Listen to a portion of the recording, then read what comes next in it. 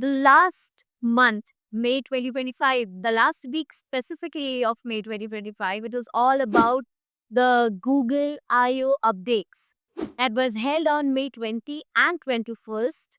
So there were other developments as well that took place in the field of AI. So today in this video, I'll be talking about all the other developments that was held in the field of AI. On May 6th, Google dropped a new and improved version of its AI for developers called Gemini 2.5 Pro and is packed with cool upgrades launched just in time for Google I/O 2020. It's now ranked first on a major leaderboard for front-end development. You can show it a video and it can turn that into an interactive app. Super handy for speeding things up. It helps developers analyze design, files, and write CSS faster, making it easier to add new features to apps. Bought an idea? Gemini can turn it into a working app in no time. And you know what's the best part? That all these updates are available right now through the Gemini API in Google AI Studio and Vertex AI. And if you're already using them, it won't cost you anything. On May 20 and 21st, Google launched new powerful updates to its search experience with the launch of AI mode and an advanced feature called Deep Search. So, powered by the Gemini 2.5 mode, AI mode offers a more intelligent, multimodal search experience that would help users to interact using text, images, and voice.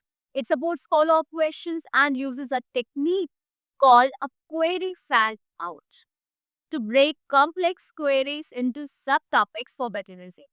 Additionally, Searchlight combines real-time visual interaction where users can ask questions based on what they see through their device's camera.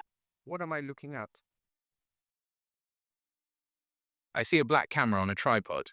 Now, there are additional launches like AI Shopping Partner where you can see how an outfit looks on you just by uploading a single image of yourself. And when you have found the perfect item, you can ask the new agentic checkout feature to buy it on your behalf with Google Pay when the price is right. Microsoft is teaming up with Elon Musk's AI company XAI to make its AI models Robe 3 and Robe 3 Mini available on Microsoft's cloud platform Azure. So this was announced at the Microsoft Build 2025 event. On May 2022, Anthropic just launched two new powerful AI tools, Cloud Opus 4 and Cloud Sonnet 4. So Cloud Opus 4 is their top performer. It beat even OpenAI's GPT 4.1 on a big coding test. So both models can use external tools like web search when needed, making them even better at solving tricky problems. So Anthropic also added new API tools like a code runner, file access, and prompt caching, making it easier for developers to build smarter AI assistants. Cloud Opus 4 is more premium and available via Anthropic's API, Amazon Bedrock, and Google Cloud. Cloud Sonnet 4 is more affordable and available to both free and paid users. New Relic has integrated its monitoring tools with GitHub Copilot's coding agent. So this means when a code update causes a problem, New Relic can spot it, automatically create a GitHub issue and hand it off to Copilot.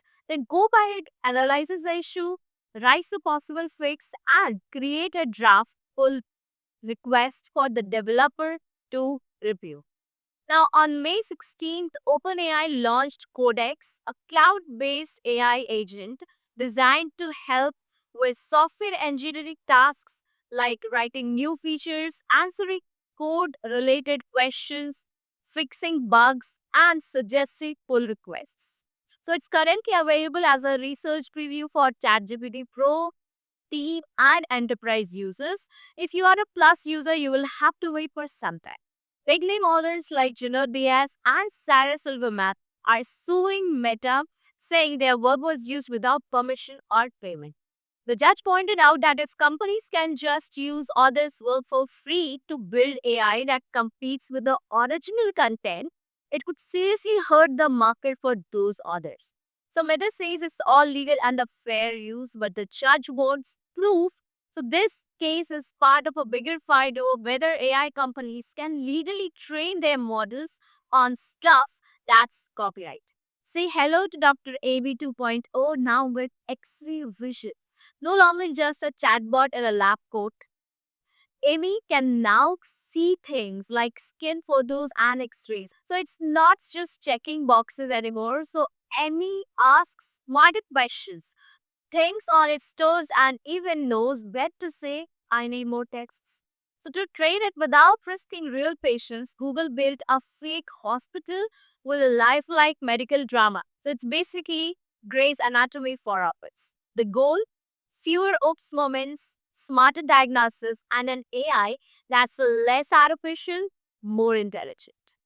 On May 2nd, Apple just dropped a bunch of cool new AI features on iPhones, iPads, and Macs in India with its latest software updates.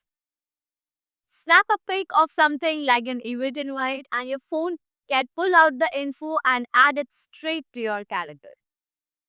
Alibaba just dropped a powerful new AI model called 23 and is making waves by going head to head with big players like Google and OpenAI.